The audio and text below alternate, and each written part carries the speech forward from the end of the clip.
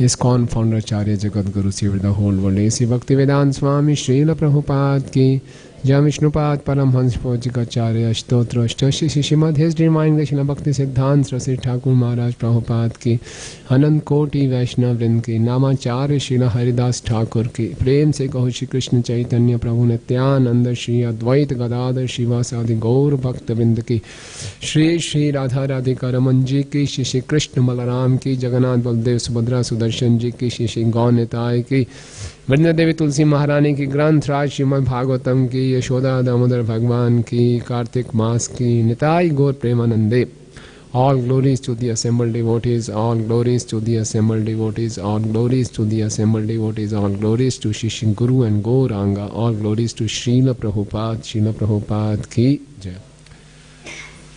ओम नमो भगवते वासुदेवाय।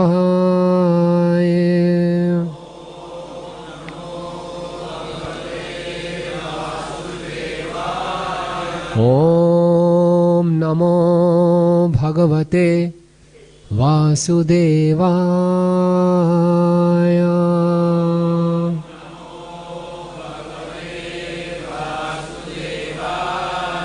ओम नमो भगवते वासुदेवाय।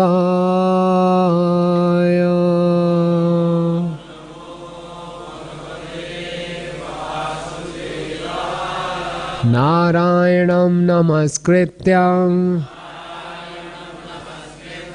नरं चैव नरोत्तमं देवीं सरस्वतीं व्यासं ततो जयमुदीरयेत्। नष्टप्रायेषु अभद्रेषु नित्यं भागवत सेवया भगवती उत्तम श्लोके भक्तिर्भवती नैष्ठिकी।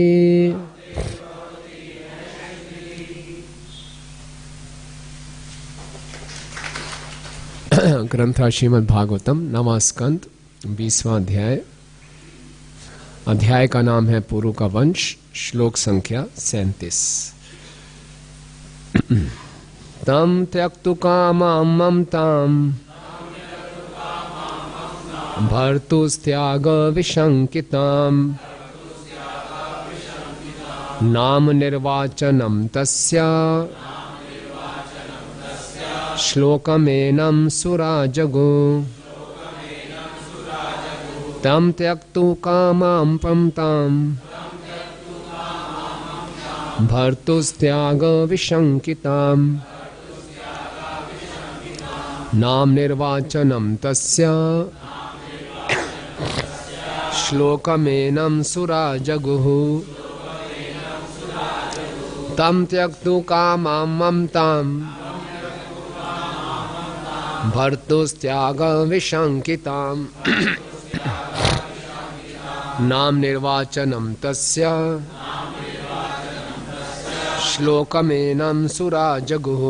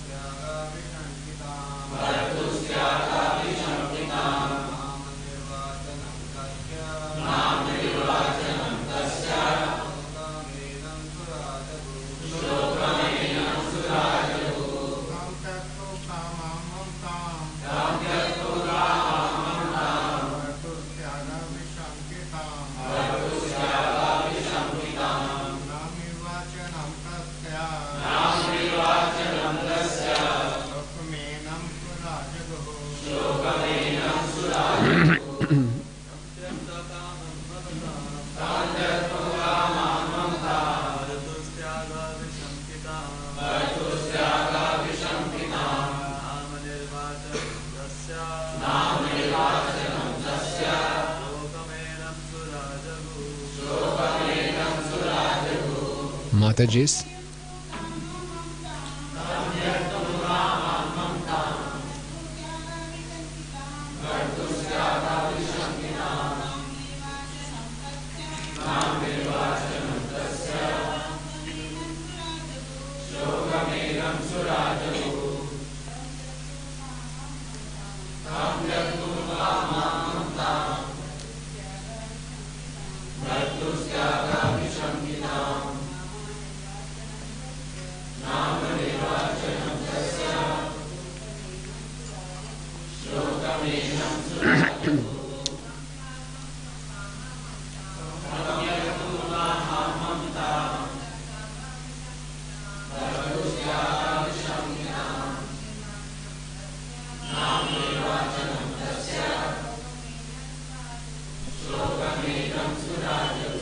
धन्यवाद। शब्दार्थ, अनुवाद एवं तात्पर्य एसी भक्तिवेदांत स्वामी श्रील प्रभुपाद जी के द्वारा। श्रील प्रभुपाद की तम नवजात शिशु को त्यक्तु कामाम, त्यागने की इच्छा से, ममताम, ममता को, भर्तु त्याग विशंकिताम, अवैध पुत्र उत्पन्न करने के कारण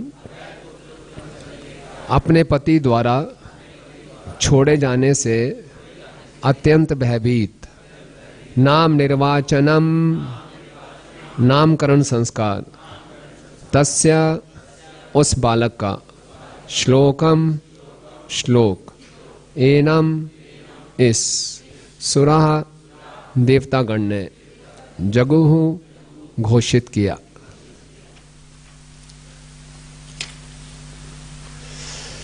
अनुवाद।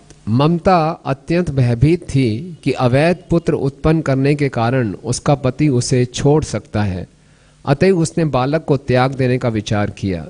लेकिन तब देवताओं ने उस बालक का नामकरण करके सारी समस्या हल कर दी। तात्पर्य।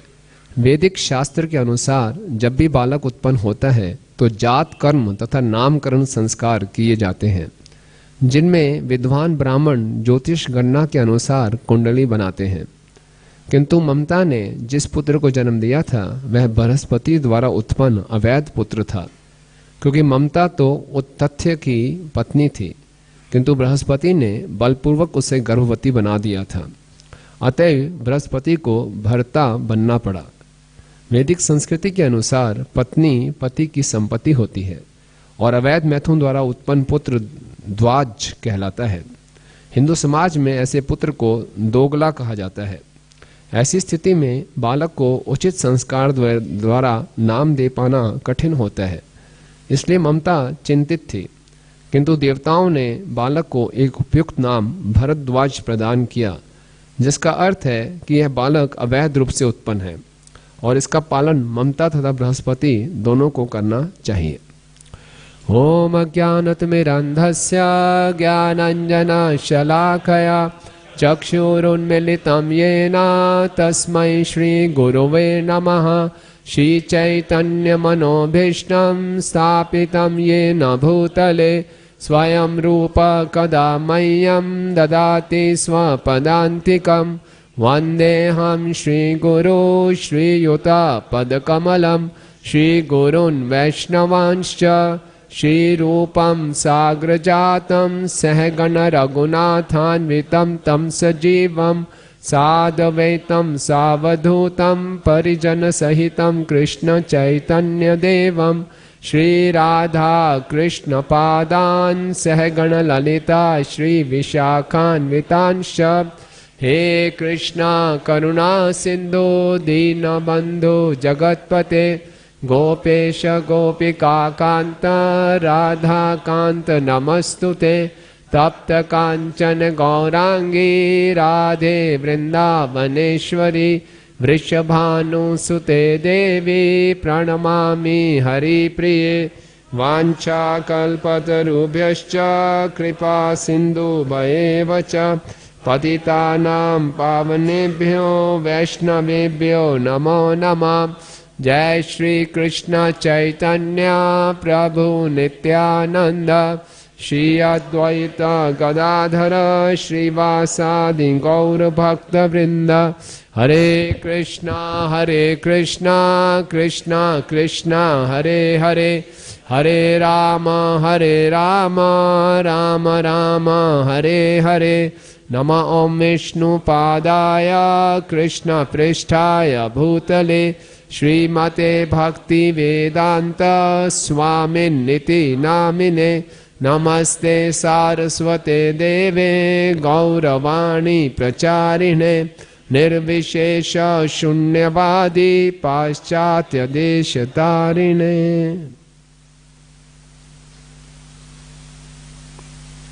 हरे कृष्णा। आप सब भक्तों का हार्दिक स्वागत है। तो ये प्रसंग चल रहा है महाराजा पुरु का वंश, और जो लोग नियमित रूप से आ रहे वो जानते हैं कि क्या कथा चल रही है। फिर भी जो लोग प्रतिदिन नहीं आ पाते उनके लाभ के लिए महाराज दुष्मंत और शकुंतला की कथा चल रही थी पहले। और दुष्मंत और शकुंतला से पुत्र उत्पन्न होते हैं भरत, और भरत बहुत ही तेजस्वी महान राजा हैं, बहुत दानवीर हैं, बहुत पराक्रमी हैं। और भरत ने बड़े अच्छे ढंग से पूरी पृथ्वी में राज्य को संभाला। उनकी 3 पत्नियां थीं, उनसे उनको संतान उत्पन्न हुई, लेकिन वो जो उनकी संतान थी उनके अनुसार इतनी प्रभावशाली नहीं थी। तो उनकी पत्नियों ने ये सोचकर कि राजा हमें कृतज्ञ ना माने, उन्होंने अपने पुत्रों की हत्या कर दी। अब राजा भरत का वंश चलाने के लिए कोई भी संतान नहीं है। तो संतान के लिए जब राजा ने फिर एक यज्ञ किया, मुरुस्त नामक यज्ञ। तो इसमें जितने भी मरुदगण देवता थे वो उनसे संतुष्ट हुए, और उन्होंने देवलोक से राजा भरत को भरद्वाज नामक पुत्र प्रदान किया। अब भरद्वाज जी की क्या इतिहास है उसके विषय में फिर बताते हैं। एक सब प्लॉट है, मेन प्लॉट से सब प्लॉट कि भरद्वाज जी कैसे आए। तो बताते हैं कि बृहस्पति जो देवताओं के गुरु हैं वो अपने भाई की पत्नी जिसका नाम ममता था उसकी सुंदरता से आकर्षित हो गए, और वो उनके साथ संभोग करना चाहते थे। लेकिन उनकी पत्नी, जो भाई की पत्नी थी ममता, वो पहले से ही गर्भवती थी अपने पति उत्थाय से। लेकिन फिर भी बृहस्पति अपने काम वासनाओं को नहीं रोक पाए, और उन्होंने जबरदस्ती उनके साथ बलात्कार किया और अपना वीर्य उनके घर में डालने का प्रयास किया। तो तब जब वीर्य डालने का प्रयास किया तो जो उस घर में शिशु था उसने बहुत ही उसके लिए रिजिस्ट किया कि नहीं ऐसा मत करो, मैं अपने आप में बहुत कष्ट में हूँ, एक और संतान आ जाएगी तो हम बहुत कष्ट में हो जाएंगे। तो वो कष्ट में थे, तो उन्होंने उस बच्चे ने जो कष्ट में थे, उन्होंने जो बृहस्पति वीर्य डाल रहे थे उन्होंने उसको रोका, मत करो ऐसा। तो बृहस्पति जी ने उनको श्राप दे दिया ना, श्राप दे दिया। तो विष्णुचक्र ठाकुर जी लिखते हैं कि वो बच्चा अंधा हो गया, और उस बच्चे का नाम था दीर्घोत्तमा। लेकिन उसने क्या किया, जब बृहस्पति अपना वीर्य डाल रहे थे तो उन्होंने उसको लात मारी बच्चे ने पीड़ा से। तो जब लात मारी तो बृहस्पति जी का जो वीर्य नीचे गिरा, और उस वीर्य को नीचे गिरने से एक संतान उत्पन्न हुई, और उस संतान का नाम जब रखा गया, क्या नाम रखा गया इस श्लोक में बताया। जब वो संतान उत्पन्न हुई तो ममता तम उस नवजात शिशु को त्यक्तु कामाम, त्यागने की इच्छा से ममता क्या कर रही है, भर्तुस त्याग विशंकिताम। ममता उस बच्चे को स्वीकार करना नहीं चाहती, क्योंकि भर्तु मतलब पति, त्याग पति द्वारा मैं त्यागित ना हो जाऊं, विशंकिताम ये भयभीत थी, क्योंकि ये बच्चा है अवैध रूप से उत्पन्न हुआ है। तो ममता कह रही मैं तो इस बच्चे को नहीं लूंगी, ये तो अवैध रूप से उत्पन्न हुआ है, मैं तो आपके साथ कुछ संभोग भी नहीं करना चाहती थी, आपने जबरदस्ती की, आप इसका पालन कीजिए। और बृहस्पति बोलते हैं नहीं मैं भी पालन नहीं करूंगा। तो बच्चा नीचे पड़ा है, नाम निर्वाचनम तस्य श्लोकम एनम सुराजगो। और फिर वहां पे देवतागण इकट्ठे हुए और उन्होंने उसका नामकरण संस्कार किया, है ना। और नाम निर्वाचनम तस्य, उसका नामकरण संस्कार करने के लिए श्लोकम एनम सुराजगु, उन देवताओं ने ये श्लोक कहा। वो श्लोक अगला श्लोक है 38वां नंबर श्लोक होगा, उसमें है मूढ़े भरद्वाज मम भरद्वाजम बृहस्पते यातौ युदुक्त्वा पितरो भरद्वाजस तत्स्वयं। तो उसमें बृहस्पति जी कह रहे हैं मूढ़े, वो मूर्ख, भरद्वाजम, भर इसका भार उधारण, इसका भार तुम उठाओ, द्वाजम इमम, द्वाज या द्वा मतलब दो, इमम हम दोनों के द्वारा ये पुत्र हुआ है, तो इसलिए तुम इसका भार उठाओ। लेकिन ममता दोबारा से कह रही है नो, भरद्वाजम बृहस्पति, बृहस्पति ये बच्चा मेरा थोड़ी है, मैं तो नहीं चाहती थी, तुम हो इसके कारण। तो भर तुम इसका भार उठाओ, द्वाजम हालांकि हम दोनों से उत्पन्न हुए, लेकिन तुम इसके कारण तुम इसका भार उठाओ। तो दोनों एक दूसरे को कह रहे हैं तुम भार उठाओ, तुम भार उठाओ, और द्वाजम दोनों से उत्पन्न हुआ है, तो उसका नाम देवताओं ने क्या रख दिया? भरद्वाज, है ना। तो नवें स्कंद में ऐसी बड़ी बड़ी विचित्र घटनाएं हैं जिन पे कमेंट करना, बोलना बहुत मुश्किल है, लेकिन फिर भी नवें स्कंद का मुख्य विषय है मुक्ति। और जब हम ऐसा चरित्र सुनते हैं कि देवताओं के गुरु बृहस्पति जी ने ऐसा कर दिया, अपने भाई की पत्नी के साथ जबरदस्ती की, तो बड़े संदेह उत्पन्न होते हैं कैसा है। और प्रभुपाद जी पिछले श्लोक के तात्पर्य में लिख रहे हैं कि ये रजोगुण का प्रभाव है और काम वासनाओं से कोई भी मुक्त नहीं है इस संसार में। और जब ये काम वासनाएं इतनी प्रबल हो जाती हैं तो व्यक्ति अपनी बुद्धि खो बैठता है।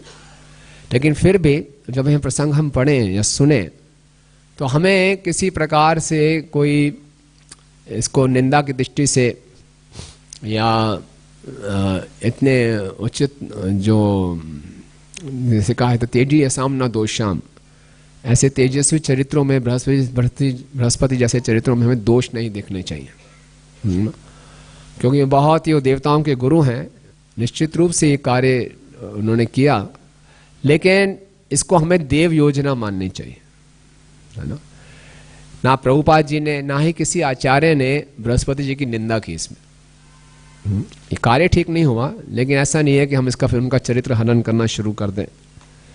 तो क्योंकि हमारी योग्यता नहीं है उनके चरित्र पे कुछ भी कमेंट्स देने के लिए। तो जब ऐसे घटनाएं हम भागवतम में पढ़ते हैं तो हमें जानना चाहिए कि पृथ्वी लोक में और ऊपर के लोकों में जो विधि विधान है बिल्कुल अलग है ना।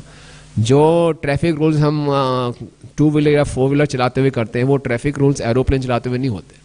तो वो लोग ऊपर के लोकों में, हम ग्राउंड लेवल पे हैं, तो बिल्कुल ही अलग नियम चलते हैं। तो इसलिए हमारा कोई अधिकार नहीं है ना। एक 10वीं फेल जो बच्चा है वो बीएससी के एग्जाम पेपर चेक करके कमेंट नहीं दे सकता, वो खुद ही फेल है। तो हम खुद फेल्ड हैं, यहाँ बैठे हैं, तो ऊपर के लोगों में कौन क्या कर रहा है उसके ऊपर हम कमेंट नहीं दे सकते, निंदा नहीं कर सकते, नहीं बृहस्पति को ऐसा नहीं करना चाहिए, वैसा नहीं करना चाहिए, ये कैसे गुरु हुए, क्या हो गया, उनका पतन हो गया, ये हमारे लायक की बात नहीं है। जैसे कि परीक्षित महाराज ने शमीक ऋषि के ऊपर मरा हुआ सांप डाला, तो ये घटना गलत है, नहीं डालना चाहिए, लेकिन क्यों डाला, वो तो महाभागवत है परीक्षित महाराज जी, उस पर कोई कमेंट करना शुरू कर दे, नहीं, ये देव योजना है। श्रीमद् भागवतम को प्रकट होना था, देव योजना है। इसी प्रकार से भरद्वाज जी को प्रकट होना था, भरद्वाज जो कि बहुत महान मुनि बने और बाद में पूर्व वंश में उन्हीं के द्वारा रंती देव जैसे राजा प्रकट होंगे, अगले अध्याय में हम पढ़ेंगे।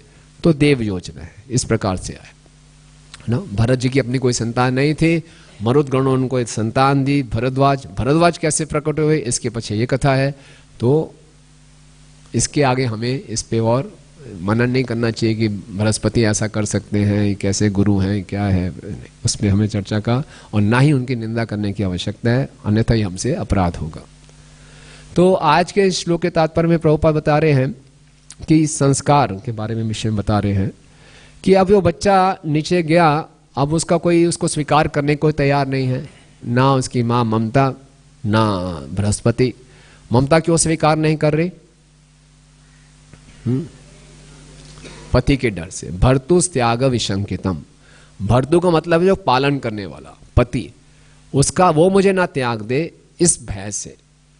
तो ममता ये वास्तव में भारतीय संस्कृति में देखें तो हर स्त्री के अंदर ये भय होता है कि मेरा पति मुझे त्याग ना दे। और ये जो भय है ये अच्छा भय है, इस भय से समाज में शिष्टाचार बना रहता है, समाज में संतुलन बना रहता है। और यही भय और लज्जा स्त्रियों का आभूषण है। लेकिन आजकल हम देखते हैं कि ये भय खत्म होता जा रहा है और ऐसा प्रचार भी चल रहा है, क्यों डरना, हम ही क्यों डरें, हम सब बराबर हैं, है ना, सबको डरना चाहिए। तो और भगवान भी गीता में कहते हैं माँ शुचा लेकिन भगवान गीता में कहते हैं माँ शुचा, यानी कि जो मेरी शरण में आया उसको नहीं डरना। लेकिन फिर भी ये जो परिवार में सुख शांति बनाए रखने के लिए, समाज में शिष्टाचार बनाए रखने के लिए भय अति आवश्यक है। और यही स्त्रियों का आभूषण बताया गया, क्योंकि वो पति पर निर्भर होती थी। लेकिन आजकल पति पत्नी दोनों ही भर्तु हैं और कई बार पत्नी पति को पाल रही होती है, तो पति को ज्यादा भय होता है कि वो त्याग ना दे तो इसलिए पूरा समाज बिल्कुल उल्टा पुल्टा हो गया, बहुत दुख होता है देख के, बिल्कुल उल्टा पुल्टा हो गया है और कोई स्थिरता नहीं रही समाज में। और इसके दिखने में छोटी सी चीज लगती है, इसके बहुत बड़े बड़े इसके रिपरकर्शंस हैं। जैसे कहते हैं इंग्लिश में स्नोबॉल इफेक्ट कहते हैं ना, ऊपर से छोटी सी एक जो बर्फ गिरती है ग्लेशियर से, छोटी सी होती है, लेकिन नीचे आते आते तो बहुत बड़ी बर्फ गोला बन जाता है और बहुत वो संहार कर देता है। इसी प्रकार से ये मुख्य जो है पुरुष और प्रकृति का संबंध, जो स्त्री और पुरुष का जो संबंध है, इसके बीच के विधि विधानों का जब हम सही ढंग से पालन नहीं करते तो बहुत पूरे समाज में उपद्रव मचता है ना। तो इन्होंने भर्तुस त्याग विशंकितम, ममता को तो पूरा भय था कि मैं तो, मेरी इच्छा भी नहीं थी, आपने जबरदस्ती की है, आपको इसको पालना चाहिए, है ना। और बृहस्पति जी ने उसको नहीं स्वीकार किया, भी आप इसको पालिए। तो बच्चा गिर गया और बच्चे का कोई लावारिस हो गया, कोई है ही नहीं। लेकिन देवतागण वहां पर आए, है ना। तो देवताओं जी के व्यवहार से हम सीखते हैं, देवताओं ने कहा कि ये कोई साधारण बच्चा नहीं है, इस पृथ्वी लोक में ऐसा नहीं होता कि किसी पुरुष का वीर्य नीचे गिरा और उससे संतान उत्पन्न हो गए। बृहस्पति हैं, देवताओं के गुरु हैं, बहुत शक्तिशाली हैं, और ये बच्चा भी कोई साधारण नहीं होगा। इस संतान के द्वारा हम बहुत बड़े बड़े कार्य करवाएंगे और ये साधारण बच्चा नहीं है।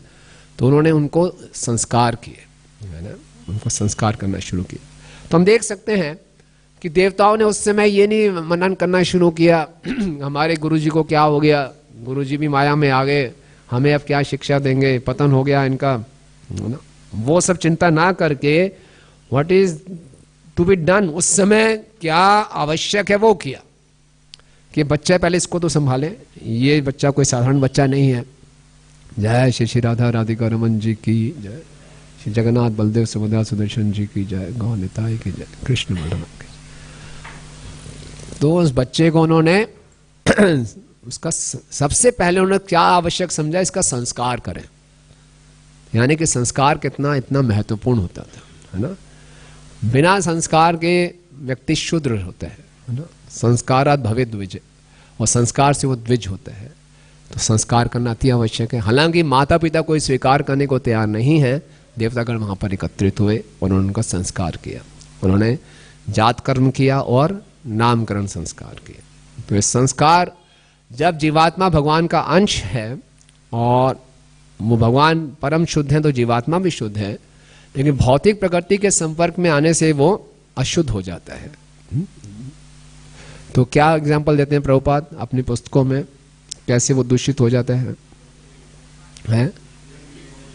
हाँ, वर्षा की बूंद। वर्षा की बूंद जो है, वर्षा का पानी सबसे प्योरेस्ट फॉर्म ऑफ वाटर है, शुद्धतम, है ना। लेकिन जैसे ही वो पृथ्वी के संपर्क में आता है, क्या है, वो दूषित हो जाता है। इसी प्रकार से जीवात्मा अपने आप में शुद्ध है, लेकिन भौतिक प्रकृति के संपर्क में आते ही वो दूषित हो जाता है। और वापस अपनी शुद्ध अवस्था को प्राप्त करने का उसको एकमात्र अवसर प्राप्त होता है, वो है मनुष्य जीवन में, कि अपने से वो कल्मश हटा सके और वो वापस शुद्ध होकर अपनी स्वाभाविक स्थिति को प्राप्त कर सके। जो जीवात्मा के अंदर एक कल्मश है, ये उसकी स्वरूपगत कल्मश नहीं है, उसकी कॉन्स्टिट्यूशनल फॉर्म, उसके स्वरूप में वो दोष नहीं आता। आत्मा निर्विकार है, हालांकि भौतिक प्रकृति के संपर्क में आती है, लेकिन आत्मा में कोई दोष नहीं आता, आत्मा में कोई विकार नहीं आता। ये बात समझने की है। आत्मा की चेतना दूषित हो जाती है, आत्मा दूषित नहीं होती। तो इसलिए उसको शुद्ध किया जा सकता है। जैसे किसी व्यक्ति को ऊपर मिट्टी लग गई तो मिट्टी को साफ किया जा सकता है, लेकिन उसके चेहरे पे कोई तिल है तो तिल को किसी भी साबुन से साफ नहीं किया जा सकता, क्योंकि तिल उसके स्वरूप के अंदर है। लेकिन जो मिट्टी है उसके स्वरूप के अंदर नहीं है, उसको घिस के साफ किया जा सकता है। इसलिए आत्मा सच्चिदानंद है, शुद्ध है, लेकिन भौतिक प्रकृति के संपर्क में आके उसके अंदर ये कल्मश आ गया है, लेकिन इस कल्मश को साफ किया जा सकता है। तो जिन विधियों के द्वारा इस कल्मश को साफ किया जाता है उनको संस्कार कहते हैं। और संस्कार का एक अर्थ होता है इंप्रेशंस, यानी कि छाप। तो ऐसी क्रियाएं बार बार करना जिससे कि उसके चित्त पे वो छाप पड़े और उसका चित्त शुद्ध हो जाए, वो वापस अपनी स्मृति को प्राप्त कर सके कि मैं भगवान का अंश हूं। तो ये अति आवश्यक है संस्कार। वैसे तो हम लोग कलयुग में हैं और संकीर्तन आंदोलन है, चेतो दर्पण मार्जनम, हरि नाम हमारे चित्त को तुरंत साफ कर देता है। लेकिन क्योंकि हम अनादिकाल से इस संसार में हैं और हमारा चित्त इतना दूषित है, हमारा मन इतना असंतुलित है कि हम सही ढंग से निरपराध होकर ना हरिनाम ले पाते हैं, ना श्रवण कीर्तन कर पाते हैं। इसलिए नवदा भक्ति में जो श्रवण कीर्तन है ये भागवत विधि है, और बाकी जो है अर्चनम वंदनम दास्यम साख्यम ये पांचरात्रिक विधि है। और भक्त को, साधक को भागवत विधि पांचरात्रिक विधि दोनों को साथ साथ लेकर चलता है, तभी उसका सही ढंग से शुद्धिकरण हो पाता है। और जो संस्कार है, विशेषकर जो गृहस्थ आश्रम में रहने वाले भक्त हैं, उनको इस संस्कारों का अवश्य सहारा लेना चाहिए। और श्रीला गोपाल भट्ट गोस्वामी जी ने सत्सार दीपिका में सारे संस्कार लिखे हैं, क्योंकि जो गृहस्थ आश्रम में रहने वाले भक्त हैं उनके पूर्ण कार्य पूर्ण रूप से आध्यात्मिक नहीं होते। संतान को विवाह करना, संतान की उत्पत्ति करना, संतान को प्रशिक्षण देना, फिर अंत्येष्टि संस्कार, ये सब संस्कार हैं जो कि पूर्ण रूप से आध्यात्मिक नहीं है। लेकिन इस संसार में रहते तो ये कर्म करने आवश्यक हैं, लेकिन इसको सत्सार क्रिया दीपिका के नाम से अनुसार करते हैं तो वो हमारे शुद्धिकरण में सहायक होते हैं। तो देवताओं ने पहले उसको जात कर्म संस्कार किया। तो जात कर्म संस्कार क्या होता है कि वैसे तो संस्कार बहुत हैं, जन्म होने से पहले ही कई संस्कार होते हैं, विवाह संस्कार, गर्भाधान संस्कार इत्यादि। लेकिन जात कर्म संस्कार क्या है कि जैसे संतान उत्पन्न हुआ और उसकी जब नाभि काटने से पहले इसे कहा जाता है कि जो पिता है वो उस जो कक्ष में प्रवेश करे। पहले तो हर घर में एक मैटरनिटी वार्ड घर में ही होता था, आजकल तो हॉस्पिटल्स के अंदर है, पता नहीं उस पिताजी को प्रवेश करने देंगे भी नहीं देंगे लेकिन जो है कि पिताजी को प्रवेश करना चाहिए उसमें। और अम्बिलिकल कॉर्ड काटने से पहले, नाभि काटने से पहले या जन्म से पहले क्या होना चाहिए, एक आध्यात्मिक वातावरण बनाना चाहिए। भजन चल रहे हो, हरिनाम चल रहा हो, उसके अंदर जन्म हो, और फिर पिताजी जाएं अम्बिलिकल कॉर्ड करने से पहले। उसमें दो प्रोसेस होते हैं, एक को बोलते हैं मेधाजन और दूसरा है स्तन प्रदान।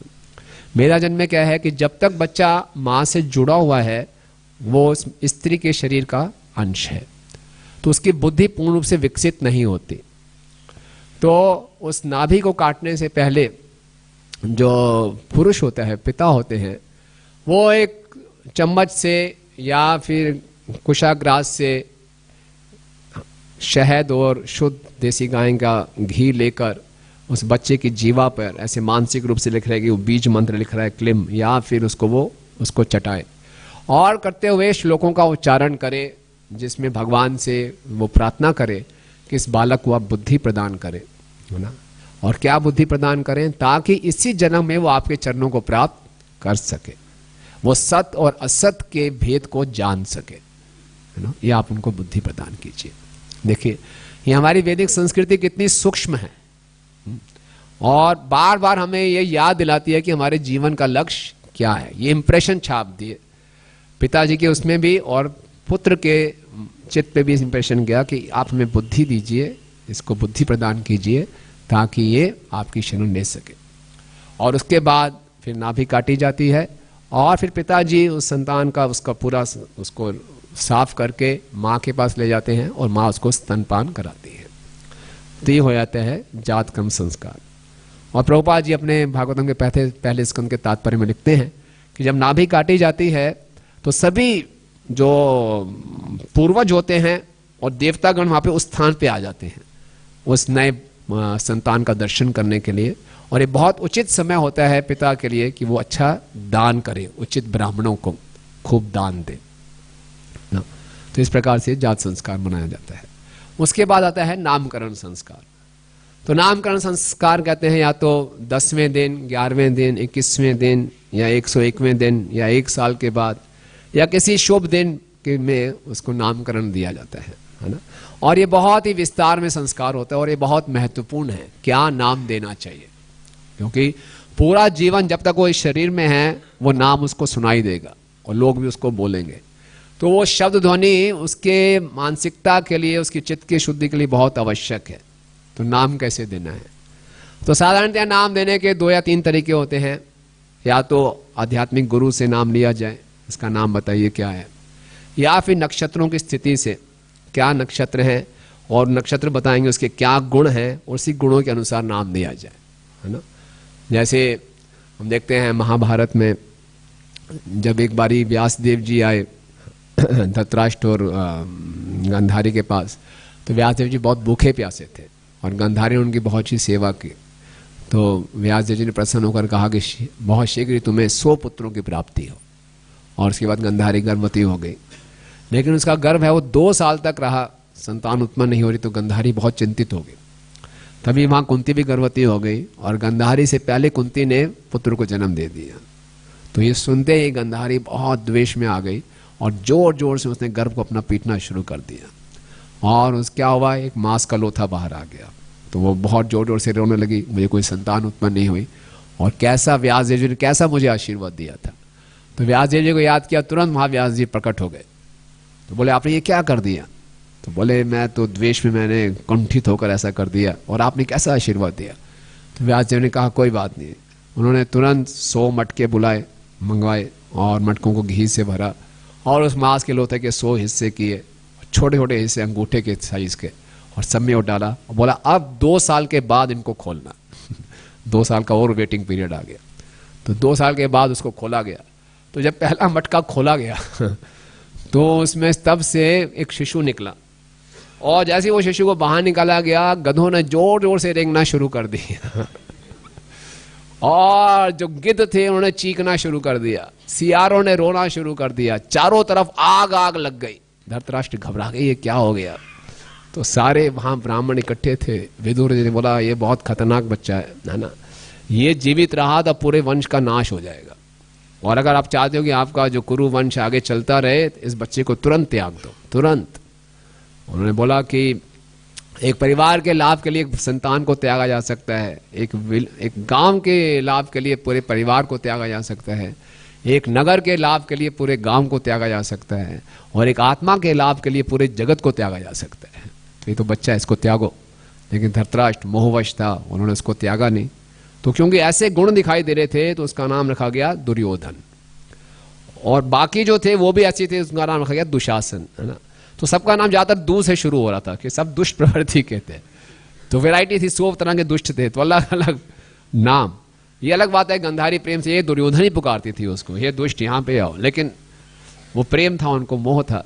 लेकिन गुणों के अनुसार से नाम रखा जाता है, या फिर भगवान के नाम के ऊपर नाम रखा जाता है, जिससे कि उसको पुकारे या वो सुने तो उसका भी शुद्धिकरण हो। तो नामकरण संस्कार में बहुत विस्तार से है बताया गया है शास्त्रों में कि पिता जो होता है, पति के दाईं तरफ पत्नी बैठती है, संतान को पूरा पंचगव्य से स्नान कराया जाता है, माँ उसको स्तनपान कराती है, और उसके बाद जो माँ बाद में वो संतान पिता को देती है और पीछे से आके उसके बाएं तरफ बैठती है, और फिर माँ को हाथ में ध्रुव रख के, घास रख के उसको पूर्वी दिशा में सूर्य पे मनन करते हुए सूर्य से प्रार्थना करती है कि जो संतान है ये आपके समान तेजस्वी बने, प्रकाशमान बने। और इस ढंग से कई यज्ञों का, श्लोकों का उच्चारण होता है।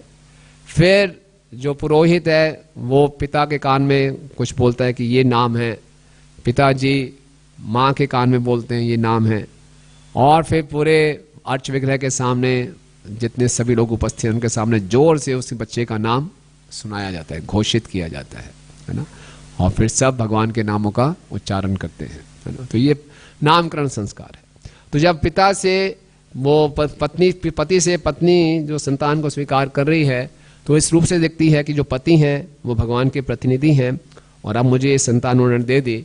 जब तक इस संतान का अगला संस्कार नहीं होगा, द्विज उपानयन संस्कार नहीं होगा, ये जिम्मेवारी माँ की रहेगी।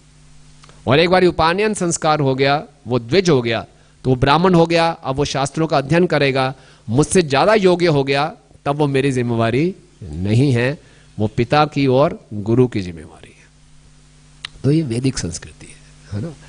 ये बहुत गहरी है, इसमें हर कोई अपने अपने उत्तरदायित्व को उठाता है, और बहुत सूक्ष्म है, जिसमें हमेशा ही हमें अपने जीवन के लक्ष्य की तरफ ले जाता है, हमारे भगवान के विस्मरण को कम करता है और उनकी स्मृति दिलाता है।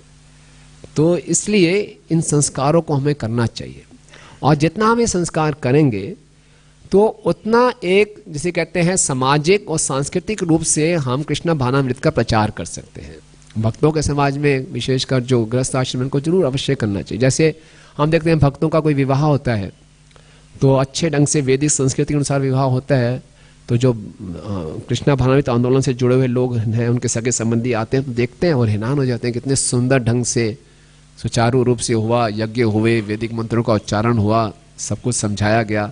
तो कहते हैं हाँ, हम भी अगर हमारे परिवार में विवाह होगा ऐसे ही कराएंगे। इवन अंत्येष्टि संस्कार भी होते हैं, भक्तों का जब दाह संस्कार भी होते हैं तो देखते हैं किस प्रकार से हरिनाम का उच्चारण हो रहा है और किस प्रकार से अंत्येष्टि संस्कार भी हो रहे हैं, तो वो लोग बहुत प्रभावित होते हैं। और एक बारी भक्ति सिद्धांत सरस्वती ठाकुर महाराज के पास उनके एक ब्रह्मचारी थे, उनका नाम मुझे याद नहीं आ रहा, लेकिन बहुत भक्ति सिद्धांत सरस्वती ठाकुर महाराज की बहुत सेवा करते थे और भक्ति सिद्धांत सरस्वती ठाकुर महाराज को उन्होंने काफ़ी उनको शक्ति प्रदान की। तो उनकी माँ का देहांत हो गया, तो जब अपने घर में वापस जा रहे थे माँ का संस्कार करने के लिए, तो भक्ति सिद्धांत सरस्वती ठाकुर महाराज ने उनको पत्र लिखा कि आप जो संस्कार करना वो संस्कार की दीपिका के अनुसार करना, क्योंकि ये बहुत अच्छा प्रचार होगा। लेकिन अपने सगे संबंधियों के प्रेशर में आके, जोर में, प्रभाव में आके उस ब्रह्मचारी ने कर्मकांडी ढंग से संस्कार किया। तो जब भक्ति सिद्धांत सरस्वती ठाकुर महाराज को ये मालूम चला तो बहुत दुखी हुए, उन्होंने दोबारा पत्र लिखा कि आपने सही ढंग से वैदिक संस्कार नहीं किया, ये करना आप सब जानते हुए भी मेरी क्या इच्छा अपने ऐसा किया, ये हमारे गोड़िया मठ के पतन की शुरुआत है। इतनी गंभीरता से उन्होंने इस बात को लिया। तो इसलिए ये इस प्रकार के संस्कार करने से हम प्रचार करते हैं एक कल्चर की, हमारा एक कल्चर है, इस तरह से हम कल्चर एस्टेब्लिश करते हैं, है ना। तो प्रभुपाद कहते हैं कि जो प्रचार है कृष्णा कॉन्शियसनेस का, it can be done either through education, devotion और कल्चर, है ना। शिक्षा से, भक्ति से और संस्कृति से प्रचार होता है। तो संस्कार करते हैं ऐसे विस्तार से, बड़े संस्कार करते हैं तो क्या है, एक संस्कृति के माध्यम से हम प्रचार करते हैं कि ये हमारी संस्कृति है। तो बिना संस्कृति के क्या है, जीवन पशु समान हो जाता है। पारिवारिक जीवन में अगर संस्कारों का पालन ना किया जाए तो छोटी छोटी समस्याएं बहुत घातक हो जाती हैं, जो कि आजकल हम देख रहे हैं। लेकिन संस्कार होते हैं तो क्या है, एक दूसरे से संकोच बना रहता है और परिवार में शांति बनी रहती है और फिर भक्ति करना आसान रहता है। अशांतस्य कुतः सुखम, है ना, भगवान गीता में भी कहते हैं। तो संस्कारों से शांति का वातावरण रहता है, आध्यात्मिक वातावरण बनता है, जो हमारी main core Krishna conscious practices हैं उसको करने में सहायक होते हैं। और बताया गया है कि माँ को अपनी संतान को अपने नज़दीक से नज़दीक रखना चाहिए, विशेषकर प्रारंभिक अवस्था में। अगर लगभग जिस संतान ने अपनी माँ का स्तनपान 2-3 साल तक नहीं किया, वो किसी भी स्त्री को माँ के रूप में नहीं देख पाता। आजकल क्या होता है, पुरुष और स्त्री दोनों वर्किंग हैं, संतान तो पहले उत्पन्न करने का उनका प्रयास ही नहीं रहता। आजकल एक नई टर्मिनोलॉजी आ गई है, जिस स्त्री की संतान नहीं है वो अपने को चाइल्डलेस नहीं कहती, वो चाइल्ड फ्री कहती है। I am child free, care free, child free, बस कोई दिक्कत ही नहीं है। तो ऐसी जिसे कहते हैं दूषित संस्कृति में क्या मानसिकता बनेगी, क्या भक्ति होगी, है ना। तो ऐसे तो संतान उत्पन्न करेंगे, अगर करेंगे भी तो स्त्री को छुट्टी बहुत कम मिलती है, वो भी बहुत बड़ी रिस्पॉन्सिबिलिटी उठाई हुई है उसने। सीईओ है, किसी की मैनेजर है, बहुत बड़ी प्रेसिडेंट है, बोले संतान मैं थोड़ी बेबी सिटिंग करूंगी घर में बैठ के, 1-2 महीने मुश्किल से छुट्टी लेके पति देव करेंगे, मैं भी तो कुछ काम धंधा करता हूँ, तो क्या करेंगे, क्रच में डाल देते हैं, है ना। और आयुर्वेद के अनुसार भी कहा गया है कि अगर नवजात शिशु को माँ अपने पास नहीं रखती है, अपने शरीर का स्पर्श नहीं कराती है, तो उस बच्चे का नर्वस सिस्टम ही खत्म हो जाता है, उसके अंदर जो वायु का संचालन है वो ही दूषित हो जाता है, और पूरे वातावरण में जो सटल लिविंग एंटिटीज होते हैं, भूत प्रेत, उससे उसका नर्वस सिस्टम इतना कमजोर होता है वो प्रभावित हो सकता है। और तभी देखते हैं ऐसी संतान को संभालना बड़ा मुश्किल है, वो भूत प्रेत की तरह ही बनता है फिर, है ना। पाश्चात्य देशों में देखो कितना उत्पात मचा हुआ है, और इसी यही भारत में होता है यार। क्यों, जो बेसिक है इस संसार का, पुरुष और स्त्री के बीच में संबंध कैसे होने चाहिए, उसका हम पूरा पाश्चात्य देशों की नकल मार के वो वैदिक संस्कृति का हम हनन कर रहे हैं। तो ये बहुत जरूरी है कि इस बात को हम समझें, और नाम भी सोच समझ कर रखें, है ना। जैसे कुछ भी रख लेते हैं नाम, शैंकी पैंकी जिनका कोई मतलब ही नहीं है, हमारे भक्त गए थे, यहाँ संजय नगर ट्रांसपोर्ट सेंटर है, संजय गांधी नगर जो उधर है, तो वहाँ एक बेंच लगा हुआ था ना, तो बेंच में लिखा हुआ है कि in the memory of my dear dog Pepsi, है ना। तो ऐसे कुत्तों बिल्ली के नाम रखते हैं, वैसे बच्चों के नाम रख रहे हैं ना, ये क्या है ऐसे, है ना। या फिर चाइनीज में होता है, कैसे नाम रखते हैं वो, एक चम्मच को नीचे गिराएंगे, छन जो आवाज आएगी वो नाम रख देते हैं ना। करछी गिराई, चम्मच गिराया, पतीला गिराया, जो आवाज निकली उसको रिकॉर्ड करके उसका नाम रख देते हैं। तो नहीं, हमारा ये संस्कृति नहीं है। हमारी संस्कृति है उसके नक्षत्र निकाल के गुणों के अनुसार, या फिर आध्यात्मिक गुरु देते हैं भगवान के नाम के अनुसार। अब भक्तों में भी क्या होता है कि प्रभु जी भगवान का तो नाम हो, लेकिन डायरेक्ट ना हो, मॉडर्न नाम भी होना चाहिए और भगवान का भी होना चाहिए, कि कुछ मॉडर्निश नाम हो, बस भगवान का नाम हो, कोई सेकेंडरी नाम हो, दिखता हो दूर से उनका वो है। डायरेक्ट नाम रखने में, कृष्ण केशव कन्हैया रखने में शर्म आती है। क्यों शर्म है? जितना हम इसका प्रचालन करेंगे, खुद का भी शुद्धिकरण लोग बुलाएंगे उनका होगा। पुराने जमाने में देखिए सबके नाम ऐसे होते थे, है ना, और फिर होते थे भगवान के नाम में तो फिर उसको इंग्लिश में कर देते हैं, हर किशन को HK कर दिया, वो कर दिया। शर्माते हैं भगवान का नाम। और भक्तों को भी प्राइमरी नेम्स रखने में दिक्कत क्या है, पूरा पूरा भगवान का नाम रखें। इनडायरेक्ट नाम क्यों रखते हैं, जो पूछना पड़े क्या मतलब है, अच्छा भगवान का नाम है, अच्छा पता ही नहीं होता भगवान, उससे शुद्धिकरण नहीं होगा, है ना। तो ये संस्कृति है, हम दोबारा से इसको स्थापित करें, हम नहीं करेंगे तो कौन करेगा। तो इस प्रकार से ये बहुत आवश्यक है कि हर अवस्था में हम संस्कारों करें और संस्कार करके अपना भी शुद्धिकरण करें, और इस शुद्धिकरण से फिर हमारे लिए जप करना, श्रवण करना, अध्ययन करना, भक्तों की सेवा करना, ये फिर आसान हो जाता है। क्योंकि वो जो शोर शराबा, वो क्लेश पारिवारिक जीवन में वो नहीं होते अगर कोई सही ढंग से संस्कार कर रहा है। तो अगर उनका शरण नहीं ले रहे तो सब चीज़ें अस्त व्यस्त हैं। इसमें हम ट्रांसडेंटल नहीं है कि हम सीधा हरि नाम ले पाएंगे बिना प्रभावित हुए, है ना।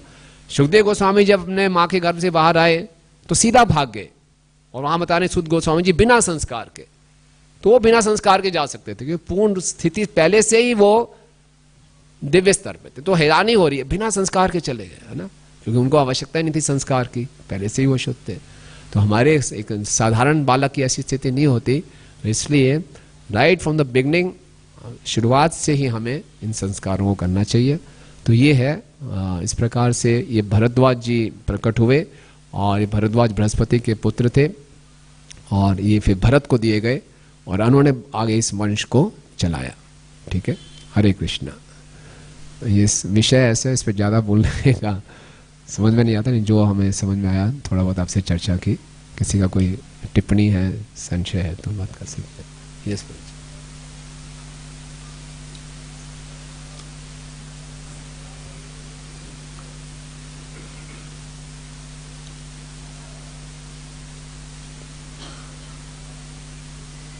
हरे कृष्ण।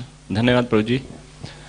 जिस प्रकार से इस प्रसंग में देखते हैं जात कर्म और नामकरण के विषय में चर्चा आ रही है, लेकिन उससे पहले जो महत्वपूर्ण संस्कार होता है, सबसे पहला गर्भाधान, वो यहाँ पर इस प्रसंग में भी और वैसे भी देखा जाता है कि नहीं कर पाते, और यहाँ पर तो मेंशन भी है कि नहीं किया। तो जो सबसे महत्वपूर्ण संस्कार है वो नहीं किया गया, तो उसके बाद जो आगे के संस्कार हैं उनकी क्या इंपॉर्टेंस रह जाती है, उनकी कुछ वैल्यू रह जाती है, जो पहले होना चाहिए था नहीं हुआ, या फिर उनको करना चाहिए नहीं करना चाहिए, थोड़ा उसके विषय में बताएं। हाँ, अच्छा प्रश्न है प्रभु जी आपका। वर्तमान इस प्रसंग में तो ये हम कह सकते हैं best use of bad bargain है। देवताओं के हाथ में तो ये था नहीं, किसी ने वो कि बृहस्पति का पुत्र है, इतना सशक्त होगा, इसका कुछ तो करना है, उन्होंने कर दिया, जो बेस्ट कर सकते उन्होंने किया। लेकिन निश्चित रूप से जब हमें इस चीज़ का ज्ञान है तो निश्चित रूप से विवाह संस्कार होना चाहिए, विवाह के बाद गर्भाधान संस्कार होना चाहिए, और विवाह होने से पहले भी नवयुवक को, नवयुवती को अपने मन को पूरा प्रशिक्षित करना चाहिए कि बहुत बड़ी जिम्मेवारी लेने वाले हैं। विवाह कोई रोमांस नहीं है। अक्सर लोग बड़े रोमांटिक आइडिया के साथ सिनेमा को देखते हैं, तो बड़े बड़े सपने होते हैं कि ऐसा होगा विवाह। प्रभु कहते हैं विवाह से कोई सपना नहीं है, बहुत बड़ी जिम्मेवारी है, बहुत बड़ी जिम्मेवारी है। तो उस जिम्मेवारी को उठाने से पहले अपने मन को तैयार करना बहुत आवश्यक है। क्या होने वाला मेरे साथ उसको पता नहीं तो फिर जब उसको झटके लगते हैं तो संभाल नहीं पाता, तो वो झटकों को सहन करने के लिए पहले से मसल्स बिल्डअप कर ले, मन को तैयार कर ले, फिर जाके वो गर्भाधान संस्कार कर पाता है। तो क्योंकि तैयारी की नहीं होती और बस भावावेश होके रजोगुण में आके घुस गया विवाह में, और फिर क्या हुआ पता ही नहीं चला, तो उसके कारण फिर सारी तरह की समस्याएं शुरू होती हैं। तो विवाह से पहले खूब प्रशिक्षण उसको लेना चाहिए अच्छे ढंग से, और फिर जानना चाहिए कि गर्भाधान संस्कार का क्या महत्व है, क्योंकि अभी से ही फाउंडेशन ठीक हो गया, आपका मटेरियल ठीक हुआ, डिज़ाइन ठीक हो गया, तो आगे उन्हीं को संतान संभालने में बहुत आसानी होगी। एक गलत जीवात्मा आ गई तो उसको कितना ठीक कर पाओगे आप? उसकी ठोका पीटी कर ही नहीं सकते हो, बियॉन्ड रिपेयर होगा। तो इसलिए बहुत आवश्यक है गर्भाधान संस्कार, और उसके बाद ये संस्कार हो। You are perfectly right, it's most important. Hare Krishna, धन्यवाद प्रभु जी। दूसरा प्रश्न था, जिस प्रकार से शुरुआत में आपने बताया, इस प्रसंग में विशेष रूप से बृहस्पति जी के माध्यम से ये एक कार्य जो कि बहुत उचित नहीं लगता है, ऐसा यहाँ पर हम पढ़ते हैं, लेकिन फिर भी वह एक गुरु के स्तर के व्यक्ति हैं। हमको किस प्रकार से देखना चाहिए जब हम इस प्रकार से देखते हैं कोई गुरु स्तर का व्यक्ति? मैं दो चीज़ें सोच रहा था कि या तो इसको देखा जाए कि देव योजना है, या फिर दूसरा हम गलत भी हम गाइड किए जा सकते हैं ऐसे व्यक्ति के द्वारा। और जब हम बाहर भी देखते हैं, जो बाहर में ऐसे ही लोग मूर्ख बन जाते हैं कि सिर्फ इस बात को देखकर कि गुरु हैं और ये इस प्रकार से कार्य अगर कर रहे हैं तो हमको उसके विषय में नहीं सोचना, और लोग बहुत मूर्ख बनते हैं। तो थोड़ा सा कंफ्यूजन है कैसे इसको। इसलिए प्रारंभ में हमें बोल दिया था कि इसको इस दृष्टिकोण से नहीं देखना, क्योंकि भागवत में ही वर्णन नहीं आता, किसी आचार्य की टीका भी नहीं है कि देवताओं ने बृहस्पति का त्याग कर दिया या कुछ हुआ, भागवत में कहीं वर्णन नहीं आया, ना ही कहीं प्रभुपाद ने लिखा है, ना कहीं आचार्य जी ने लिखा है। तो इसको देव योजना करके ही लेना चाहिए, है ना। बृहस्पति जी की किसी साधारण गुरु से तुलना नहीं कर सकते, तो इसको देव योजना मानना है। तभी हमने परीक्षित महाराज का भी उदाहरण दिया। लेकिन साथ में ये देखना है कि देवता जी ने क्या किया, कि उस समय क्या वो कर सकते थे, गुरु की सेवा में क्या कर सकते थे, कि जो संतान है इसका तो कोई दोष नहीं है, और ये बृहस्पति के वीर्य से उत्पन्न हुआ है, तो कोई साधारण बालक तो होगा नहीं, तो इसका मानव समाज के लिए क्या अच्छा उपयोग किया जा सकता है। तो उन्होंने बहुत अच्छा उपयोग किया। आगे जाके प्रभुपाद लिखते हैं लास्ट श्लोक के तात्पर्य में कि जिन्हें स्वर्ग लोक में त्याग दिया जाता है, उन्हें धरा लोक में अत्यंत उच्च परिवारों में जन्म लेने का अवसर दिया जाता है। जो स्वर्ग लोक के रिजेक्टेड लॉट होता है, वो पृथ्वी लोक में अच्छी अच्छी परिवारों में जन्म लेकर आगे बढ़ाते हैं वंश को। तो ऐसे ही किया उन्होंने। तो बृहस्पति जी के चरित्र के बारे में हम कोई एनालिसिस ना ही करें, और वो इस संसार के पतित होने वाले गुरुओं से उनकी तुलना करना अपराध होगा। ये भागवतम में इसका प्रसंग आ रहा है, तो ये पूरी देव योजना के अनुसार। यस, अमृत मंत्र बोल। हाँ जी, हाँ, उपानयन संस्कार जो कहते हैं, अब उसको देखना पड़ेगा। मैं इसमें एक्सपर्ट नहीं हूँ उतना, सत की सारदीप में क्या लिखा है, लेकिन उसको जब होगा तो कराना ही चाहिए। हाँ, आप जानते हैं? हाँ, बताइए। हरे कृष्णा, ये उपनयन संस्कार के विषय में पूछ रहे हैं। वो बच्चों का विशेष रूप से कराया जाता है, और 14 साल की उम्र से पहले उनका कराया जाता है, और इसके माध्यम से उनको जो पहला गायत्री चैंट करने का मौका प्राप्त होता है, और वो डीटी वर्शिप में जुड़ सकते हैं। Good, thank you. इसी प्रकार से हम मायापुर में जाते हैं तो गुरुकुलिस नरसिंह देव के ऑल्टर वगैरह में जाते हैं, तो सभी, क्योंकि उनका उपनयन दीक्षा उनको प्राप्त होता है, और पहला गायत्री जो होता है उसको चैंट करते हैं। केवल पहले गायत्री को कर सकते हैं। गुड। और सिंगल थ्रेड मिलता है उनको, डबल की बजाय सिंगल थ्रेड। 3 स्ट्रैंड वाला सिंगल थ्रेड। ठीक है, थैंक यू।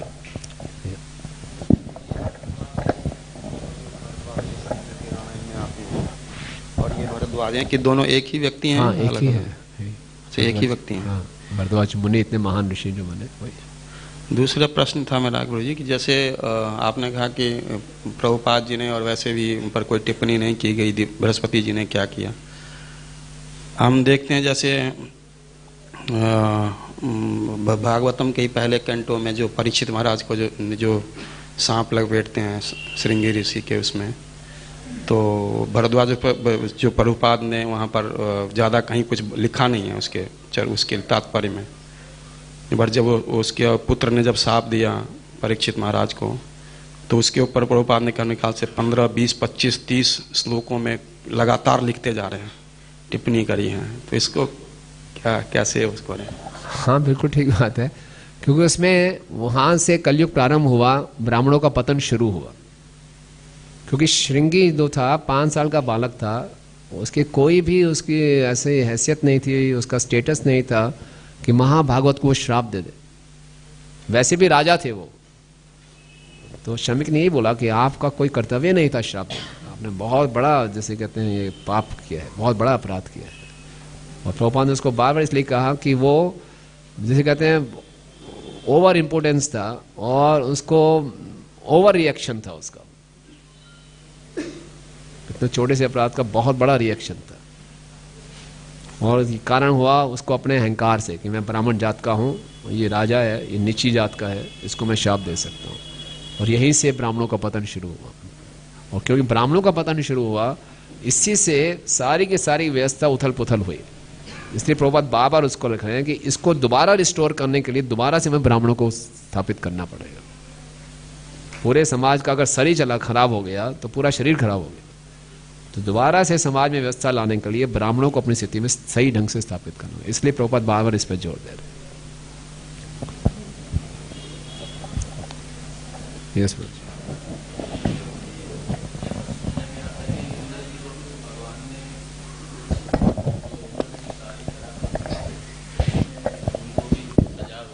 हाँ हाँ। तो क्या भागवत में भी ऐसा वर्णन आता है कि बृहस्पति जी को भी कोई ऐसा कोई दंड भुगतना पड़ा? नहीं, ऐसा वर्णन आता नहीं, वही हम बता रहे भागवत में आते? नहीं आता। नहीं आता। और प्रभु जी, मेरे को ऐसे लग रहा है कि शायद हमें इस विषय के जो इस समय हम तो ग्रस्त लोग हैं, तो जो गुरु परंपरा या शिष्य परंपरा, मतलब हमें इसका चिंतन ही ना करे तो बेटर नहीं? बिल्कुल ठीक बात है, तभी हम बोल रहे हैं। हमें तो इस बात पे जानना है कि देवताओं ने क्या किया, तो इसलिए पूरे विषय में संस्कारों की चर्चा की गई कि संस्कार हमारे लिए कितने आवश्यक है। जी, मनुष्य लोक में तो ये मतलब अपराध ही है, बहुत बड़ा अपराध है जी, जघन्य अपराध है। मतलब हम सब उसी का ही चिंतन करें तो ज्यादा अच्छा रहेगा। बिल्कुल। जिस ढंग से एक बात आपने अच्छा बताया, ममता जी को भय था कि अपने पति द्वारा ना त्यागित हो जाऊं, इसी प्रकार से हर भक्त को भय होना चाहिए कि मैंने जो अपने गुरु को वचन दिया है नियम पालन करने में, उससे मैं च्युत ना हो जाऊं, उससे मैं ना गिर जाऊं। प्रभुपाद कहते हैं भक्ति से गिरने का जो अपराध भय है, ये एक रेगुलेटिव प्रिंसिपल है।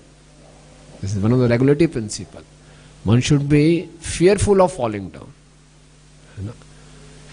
अच्छा आपने याद दिलाया। तो भयभीत रहना चाहिए, ये अच्छा पॉजिटिव भय है कि मुझसे गलती ना हो जाए, मैंने जो वचन दिए हैं गुरु को नियम पालन करने में, उससे मैं च्युत ना हो जाऊं, और ये भय बने रहना चाहिए। तो हमें हमारे को ये सीखना है कि ममता जैसे भयभीत थी अपने पति से त्यागित हो जाऊं, तो शिष्य को भी भयभीत होना चाहिए कि जो गुरु को वचन दिए हैं उससे मैं गलती ना कर बैठूं, वो भय बना रहना चाहिए। हाँ जी,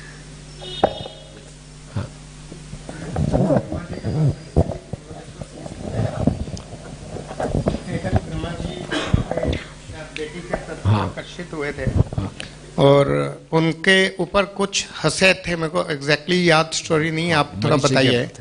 तो वो कुछ हंसे थे, तो उसका परिणाम हुआ था कि वो अपने माता के गर्भ में जब उनकी उत्पत्ति हुई तो उस समय उनको मरना पड़ा था, शायद उनका कंस के द्वारा।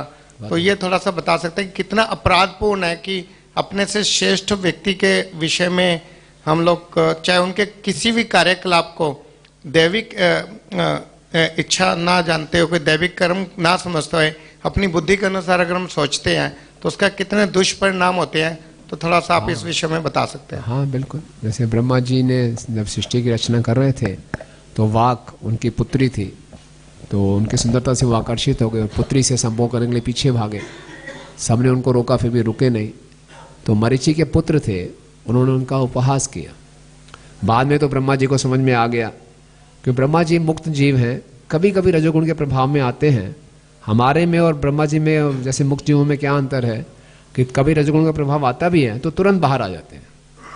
हम लोग तो जन्मों जन्मों तक पड़े रहते हैं, वो आया प्रभाव हुआ तुरंत बाहर आ गया और उससे हमें कई शिक्षाएं दे जाते हैं।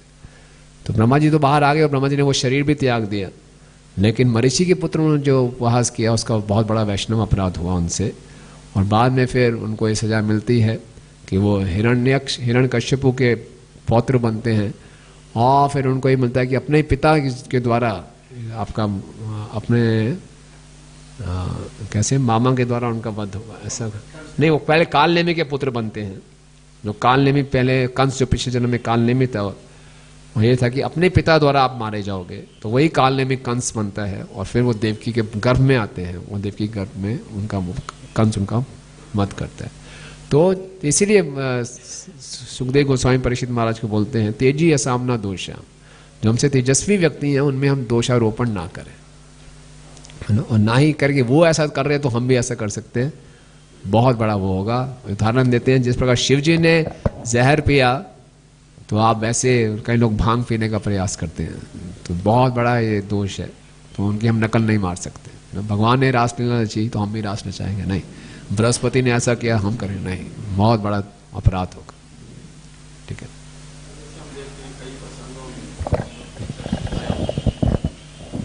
इंद्र का जैसे कई प्रसंग ऐसे आते हैं, जैसे इंद्र ने इस तरह से किया, इस तरह से हम बड़े आसानी से बड़े मज़े से उसका मतलब वो प्रीचिंग करते हुए उसका एग्जाम्पल भी देते हैं, लोगों को बताते भी हैं ऐसा हो गया, इंद्र ने ऐसा किया। तो वो सब ये सब चीज़ें कहाँ तक ठीक हैं? फिर नहीं करना चाहिए। जो ऊपर के लोकों में डायनामिक्स है वो नीचे हम नहीं समझ सकते, नहीं समझ सकते, इसलिए हमें जितना आचार्यों ने बताया उतने करना चाहिए, उसको क्रॉस होकर अपनी कमेंट्री देने की आवश्यकता नहीं है। गोवर्धन लीला में इंद्र मोहित हो गए, इंद्र का मान भंग किया भगवान ने, हमें ये शिक्षा देती है भैया सेवा करते हुए अपने आप को बड़ा ना मानो, तो ये हमें शिक्षा लेनी है बस। और बाद में इंद्र की स्थिति अलग है, भगवान ने फिर भी उनको नियुक्त किया रखा, तो इंद्र को विशेष व्यक्ति हैं, हमसे बहुत श्रेष्ठ हैं, बहुत बहुत श्रेष्ठ। ठीक है, यस लास्ट में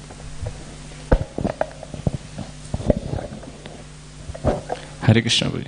भाई जिस प्रकार से आप ये बता रहे थे रेगुलेटिव प्रिंसिपल होना चाहिए कि हम भक्ति से ये गिरने का डर बना रहे, तो थोड़ा सा इसके विषय में बनाएंगे, कैसे ये स्थिति मेंटेन कर सकते हैं हम, कैसे स्थिति आई, ऐसा कुछ महसूस। क्योंकि प्रभुपाद यही कहते थे कि मुझे अपने शिष्यों से यही डर है कि वो माया से डरते नहीं है, यही शिकायत है कि माया से डरते नहीं है। कई बार हम समझते हैं कि हम भक्ति करते करते ट्रांसडेंटल हो गए, है ना, और बहुत जल्दी इमेच्योर स्टेज में हम बड़े बड़े काम करना शुरू कर सकते हैं जो हमारे लिए बहुत घातक हो सकते हैं।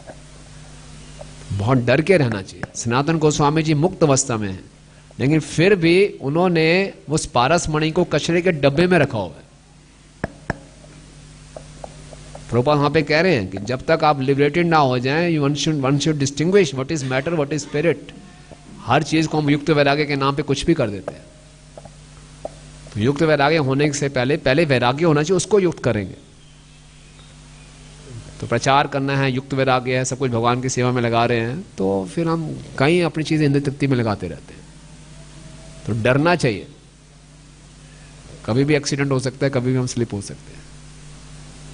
तो इसलिए जो रूल्स एंड रेगुलेशंस हैं बहुत गंभीरता से स्ट्रिक्टली उसको फॉलो करना चाहिए। इसलिए देखते हैं प्रभुपाद का फेमस एनेक्डोट है, प्रभुपाद ने व्यास आसन से बोला मैं कभी माया में नहीं गिर सकता, और नीचे उतरते ही प्रभुपाद अश्वगिरों से प्रार्थना कर रहे हैं। तो भक्तों ने पूछा आप क्या प्रार्थना कर रहे हैं? प्रभुपाद बोला मैंने ये प्रार्थना करूँगी मैं माया में कभी ना गिरूँ। तो भक्तों ने बोला अभी तो आपने बोला आप कभी नहीं गिर सकते। बोले इसीलिए तो नहीं गिर सकता कि मैं हमेशा प्रार्थना करता रहता हूँ। Daily we should pray please save me from maya, मैं माया में ना पड़ूं। डेली ये भय बना के रखें हमेशा, है ना। ठीक है, यस प्रभु जी आप